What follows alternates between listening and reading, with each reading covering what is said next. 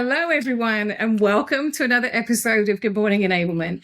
I'm Maria White, co-founder of Good Morning Enablement and CEO of Enablement Dojo, where we help leaders and teams elevate their performance, mindset, and impact.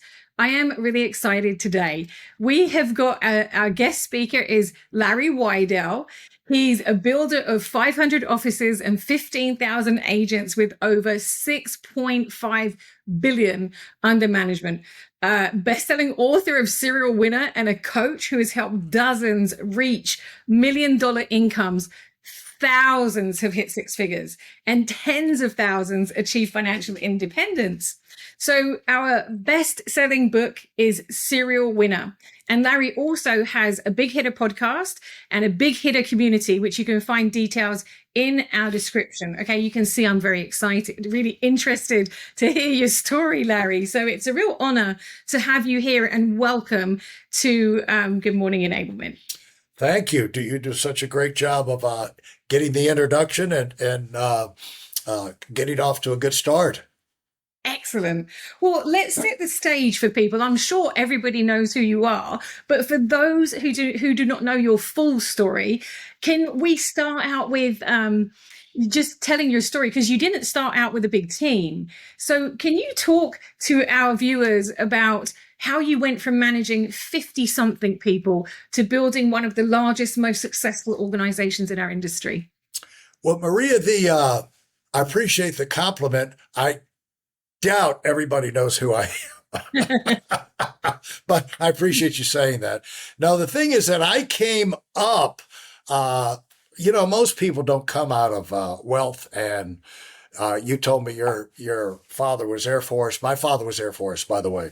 And you grow up and you grow up in a community, at kind of a cocoon, and you don't know that as only when you get out on your own, you start realizing for yourself how the world really is. Where up to that time, you've been indoctrinated. You didn't even know you're growing up in an indoctrination, brainwash type thing of the people around you. This is the way the world is. And most people are not, maybe there's one person in their life that really gives them encouragement or this, that, the other, but most people do not come up with an environment of encouragement, success, and think big and expand. And, the world is full of opportunity. We grow up and we're just fighting for an income. And so in my formative years of growing for an income, I had, one thing from the Air Force, I don't know if your father had this, but they moved us around every 15 minutes. And I got to where two strong motivations coming up was, number one, I didn't want anybody sending me a letter in the mail to have that power over and to move me to another part of the world, not of my choosing. I made my mind up about that at a young age. And then when I started working as a teenager in summer jobs, and you get the labor jobs and you get treated like crap because usually you're managed by someone who shouldn't be a manager, and they're madder than fire that they have to, they're not making more money and they take it out on you. And I said, you know what? I don't know what it's going to take, but I'm going to find a way to move up the ladder to whatever I'm doing in life, that I'm going to be up the ladder, higher income, more fun things. And somewhere along the line, I realized that, everything is more fun when you do it at the top and you do it well. And so that's been a great motivation for me. So I was interested in art and things like that. Growing up, art, photography, never saw a career path. So I wound up going into architecture, and from that into building construction at Georgia Tech in Atlanta, Georgia. My family was from the South. And what happened was I built 100 houses in 4 years in Atlanta, Georgia, but I still got wiped out by the economy. We reached a time which everybody knows that the construction business, real estate, is cyclical. Yeah. But I didn't know that. I'm graduating from school. I'm just learning how to do it. And you get out there, I'm 4 years in and working 100-hour work weeks, just to get the, to stay in front of the flow of activity. But then when you get out there and you work that hard and you find out your houses can't sell and you're basically out in the streets, I said, you know what? I'm going to find another industry because I'm not working this hard, to not get paid for it and not have some stability. So I said, well, what is the industry that made it through the Great Depression the best? And they said financial services. So I said, sold. I'm changing, at this stage of my life, I'm changing industries. Now, what I did not realize until later was I had basically a PhD in project management and delegation and leadership from building the houses in 4 years, because you have to do that with contractors, subcontractors, you have to deal with realtors and bankers. And, it was a great training program. And so once I got into financial services and made it through the sales side and got to a position where I could move into management, recruit, train, open offices, that's where that other education kicked in. And, it's just a lot of fun. It took a while to figure out. Things take a while to figure out, but you got to get, you have to be honest with yourself, Maria, and you have to say, if it's not working for me and it's working for other people, I'm just not good enough yet. And so I've got to get good. And so I got this great idea in my head that ideas are a dime a dozen. The people who use them are priceless. Great ideas don't care who use them.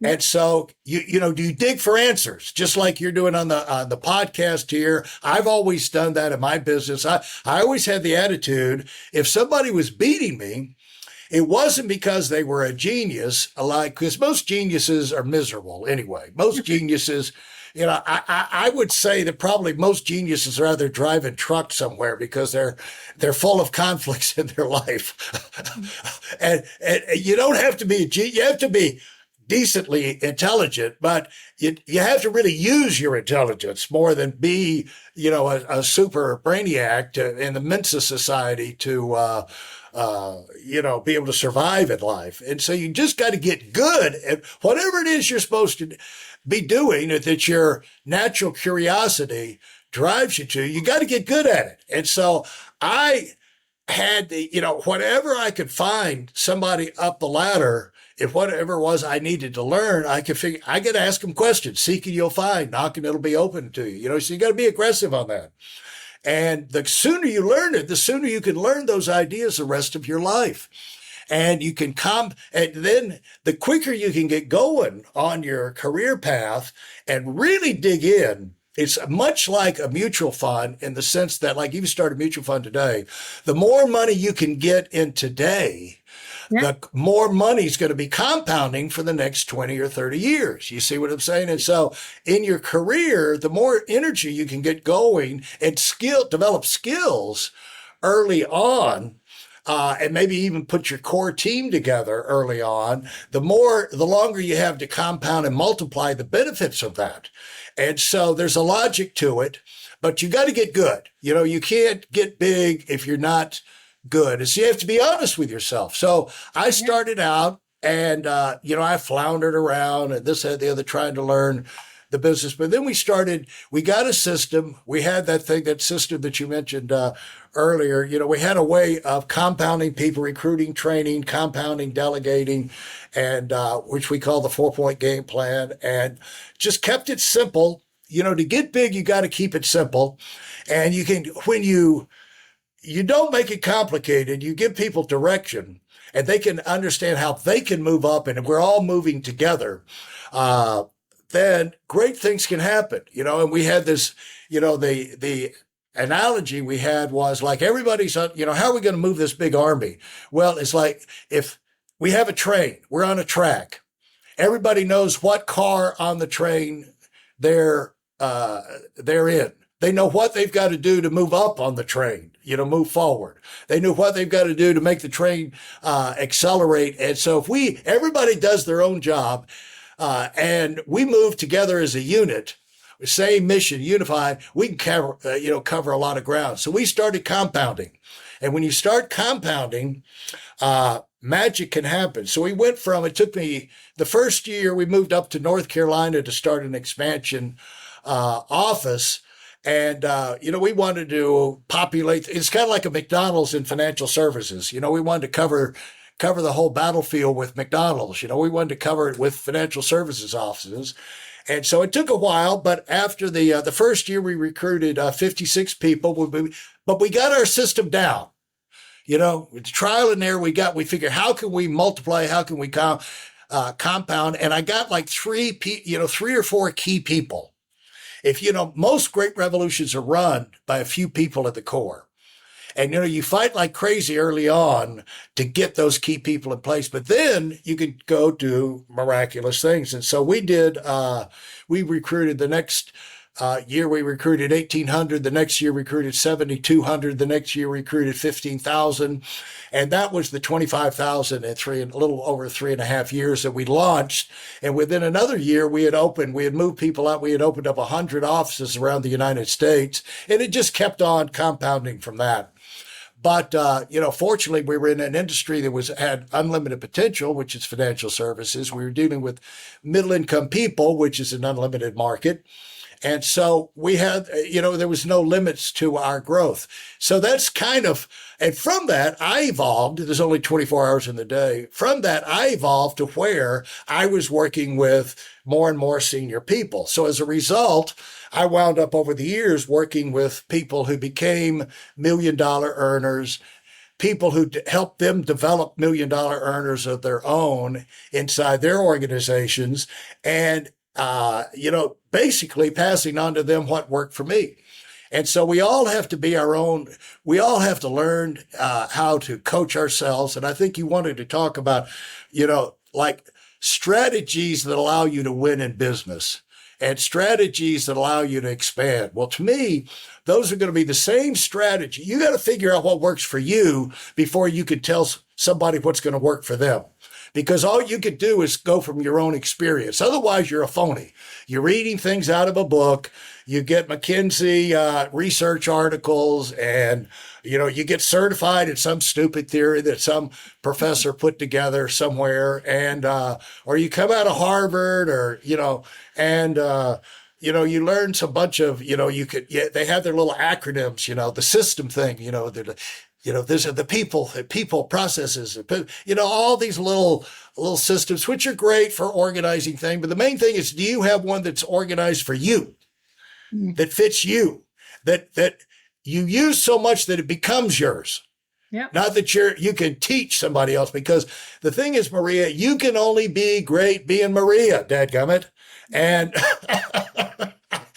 I can only be great being me. And so we have to find out what makes sense to us before we can speak our own truth to other people. And then from hearing us talk, it's not the way it works. The best is, and this is why I have, the podcast that I do, where I interview successful people, which is what I've done my entire life. Because I figured if somebody else is doing something, they know something. And if they're doing something bigger than I'm doing, they know something I don't know. But once I figure it out, I can use it, and I can start to get more competitive.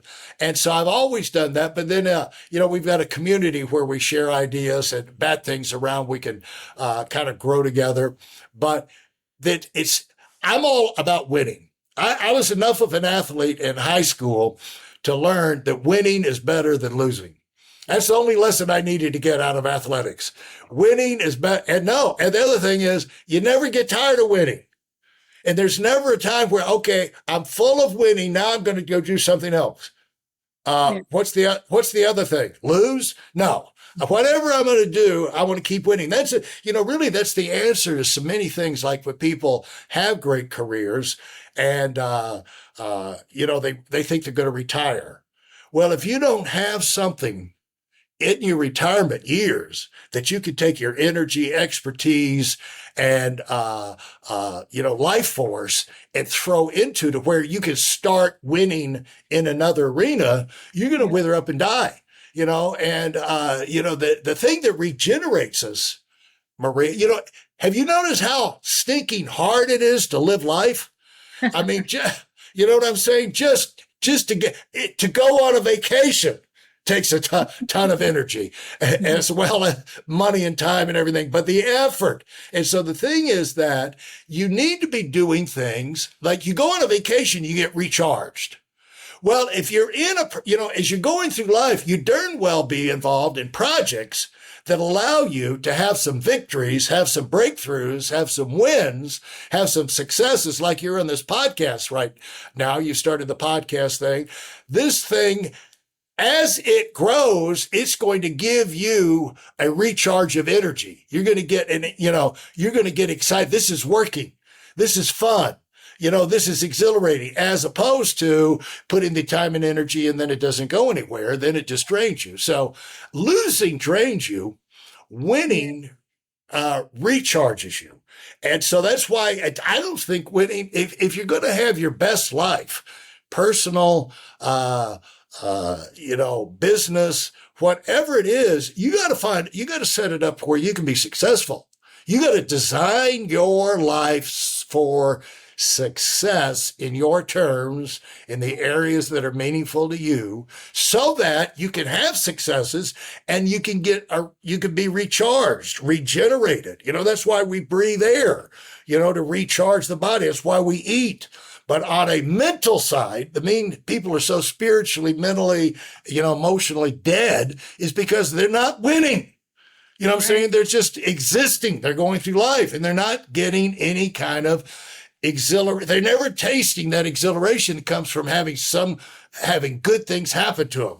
And so I think that, you can set it up however you need to set it up in your industry and your life and whatever, but the systems and strategies have to relate to things that would allow you to be consistently successful in the areas that are important to you.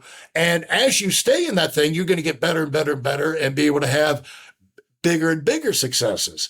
It's just kind of a self-perpetuating type thing. So those are the first thoughts, but that's how I got into financial services. And then, of course, it expands from there. We have billions and zillions and, you stay in it forever. And then all these numbers keep adding up. And so the life is out there, but it's not good. You're either going to win or lose. Right. Maria. And so anyway, that's a nutshell of my path. No, that was very, very informative, detailed, and exciting. That was a beautiful journey. So what I heard you say, just to kind of recap, about making yourself really successful, I heard you say that you knew that early on in the construction, there was a point when you pivoted your career. That's an important decision to know when to move on to something new. I thought that was very compelling for people. You also made a commitment that you wanted to live in one place based on that was what success looked like to you as well.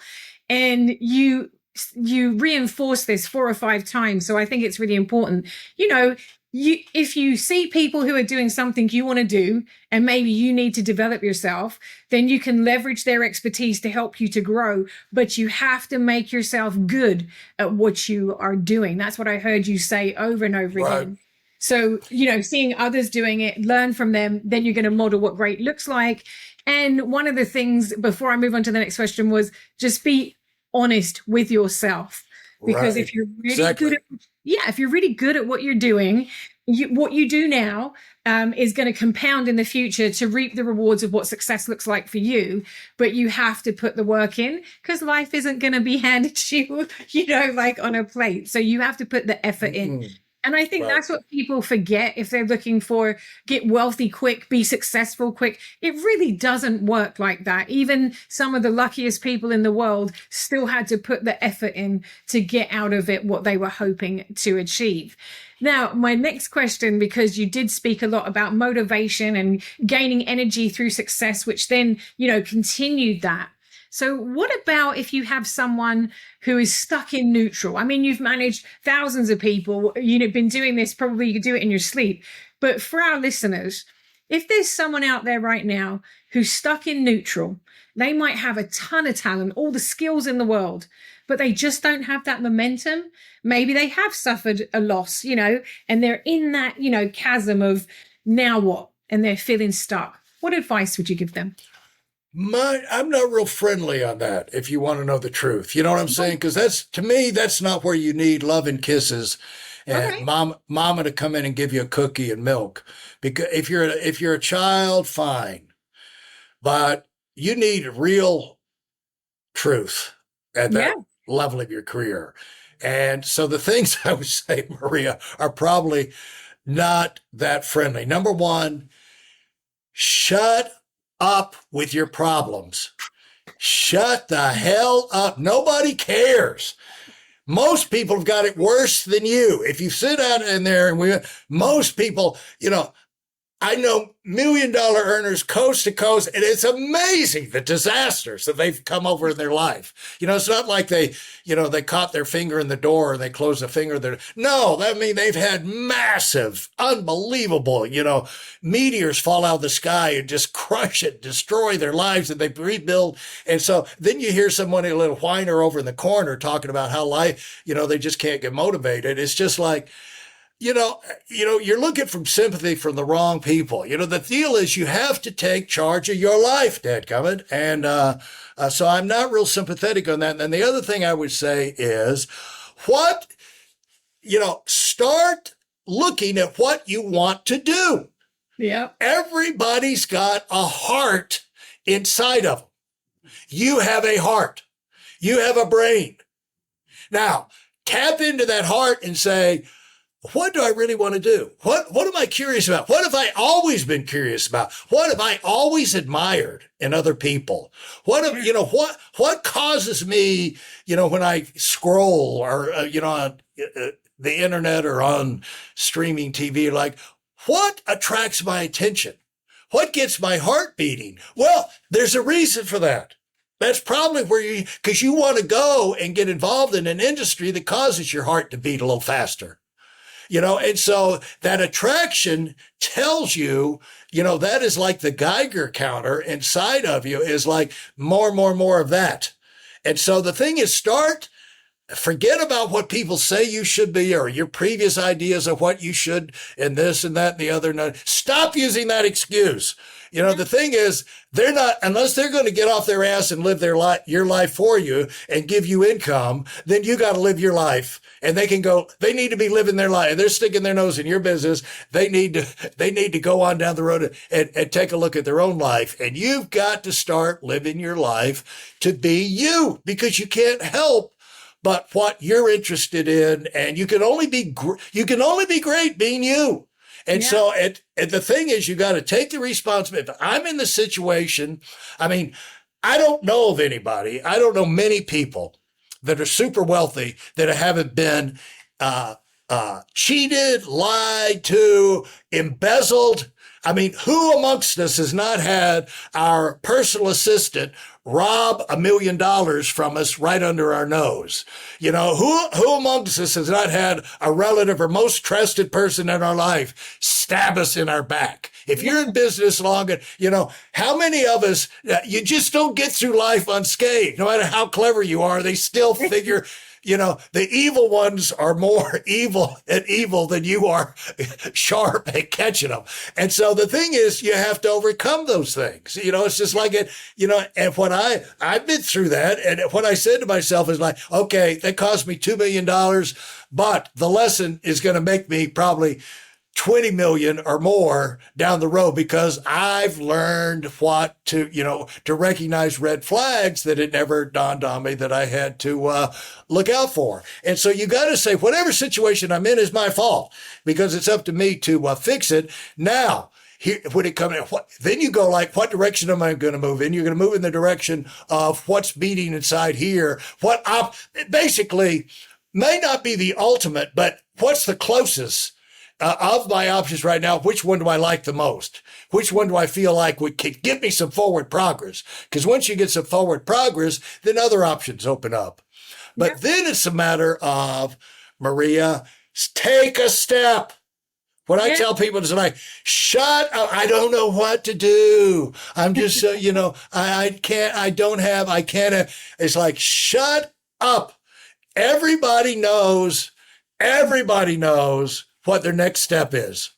You know your next step. And thing is, take the next step, because when you take one step forward, you're going to change your perspective on the future. You know, it's like, okay, now I can see things from a step forward.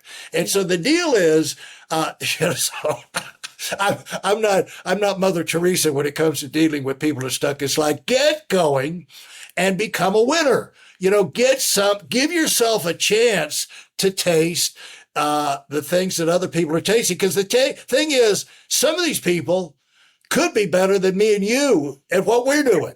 Yeah. But they're never going to find out unless they get their butt in gear. And so the thing is, take the first step, and by take the next step, you earn the right to have your mind, like, it's almost like your mind your subconscious like knows all the answers, but it's not going to show them to you until you show your subconscious that you're willing to work.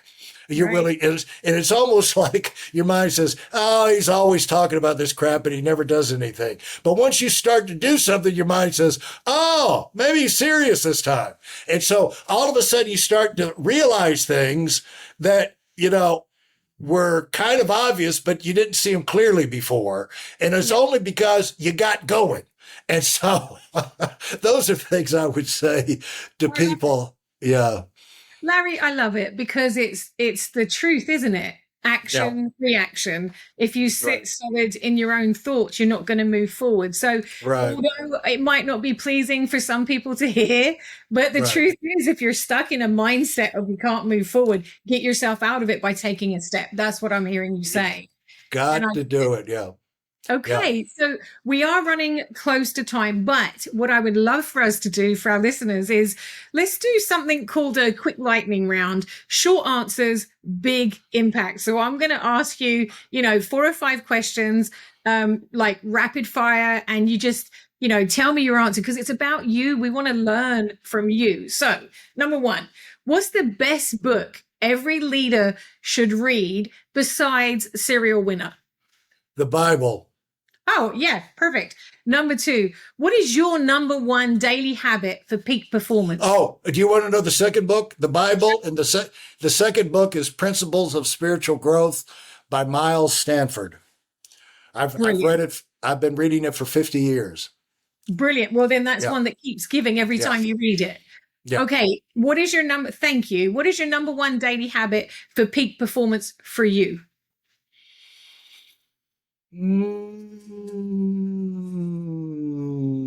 Number 1, okay, you really want to know? Sure.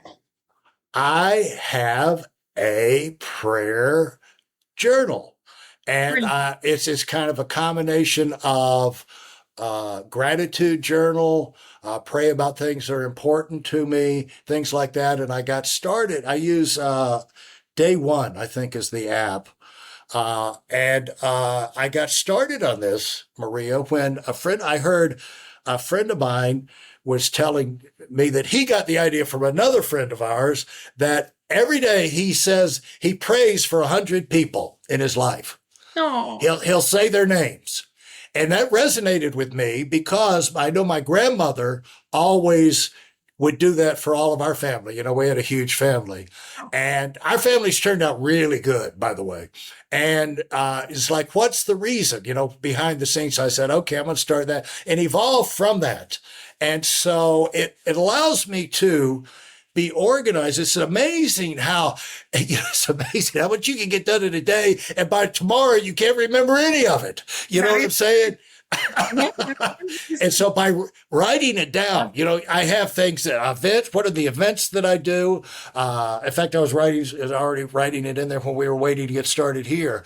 But, the things like, what was the successes? You need to write down your successes, folks, because you forget them.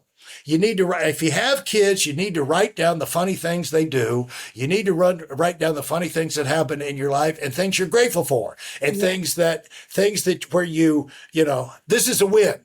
this moved me forward to where I want to go. You got to keep a record of those because you worked for it. You owe that to yourself. And so that's kind of an extension of the gratitude journal. But I would say that's probably the main thing to keep me on track.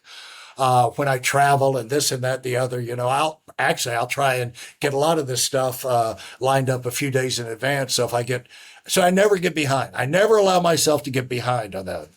That is awesome. I love to hear that. And I love the attitude of gratitude in the morning prayer. I subscribe to that myself. So I am 100% loving that. Number 3, in your opinion, you're very experienced, had a lot of experience. What is a leadership myth that needs to die? Something that's not true that people tell themselves as a leader. What is something that needs to just no longer be there for leaders? It's a myth.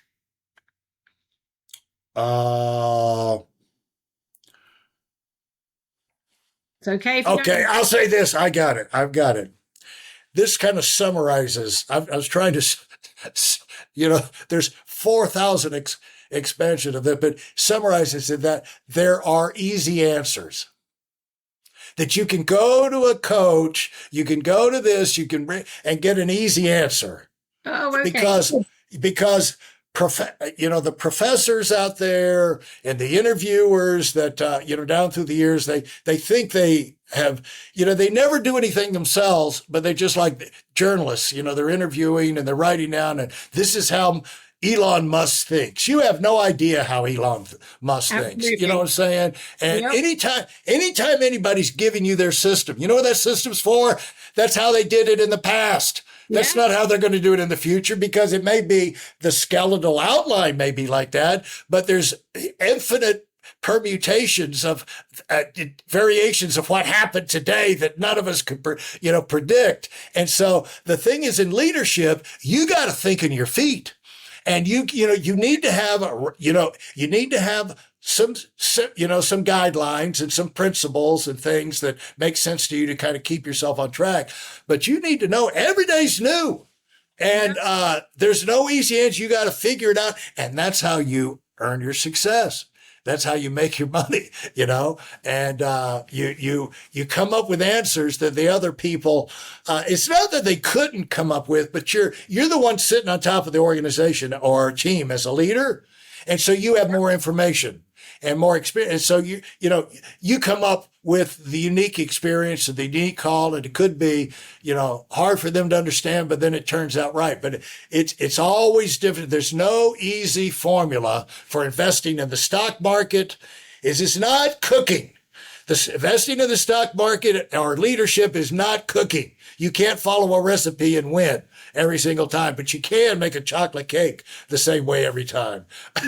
Absolutely. Larry, we are just at the end of our chat, which I could talk to you all day. This has been so amazing, inspirational as well. You've given us inspirational and a playbook indirectly for the serial winner mindset, which people can start to apply. So here at GME, we're going to make sure that all of the links that, to follow Larry and to get the book and look at the podcast, etc., that will be in the description below. To everyone watching, if you're ready to take your performance to the next level, the serial winner is the multiplier. Larry just gave us the map. So please, before we go, any parting words, Larry, before we just wrap it up? Well, I want to give a parting word to you. I want to encourage you to keep on pushing and keep on following your instincts. And that's what we all need to be doing. It's just like, you're going for greatness. Folks, it's just no reason, if you're going to do something, not to plan to do it in a way that allows you to have phenomenal results. And so that's what I would say. Why should you aim for anything but the top of the mountain? Who wants to go climb? I went climbing a mountain, like, how did you get it to the top? No, I made it up, a couple hundred yards. Big deal, So go ahead and climb some mountains, folks, and give yourself a chance to really see what you can see up from the top of the mountain. Amen to that. You never know how far you can get until you get there. So please, Thank you so much, Larry. I hope we get to continue our discussion. Please, viewers, don't forget to like and subscribe. Please comment and subscribe for more powerful conversations. Until next time, please keep building, keep growing, and keep leading. Thanks to Larry, and thank you for continuing to watch Good Morning Enablement. Thank you so very much. Thank you.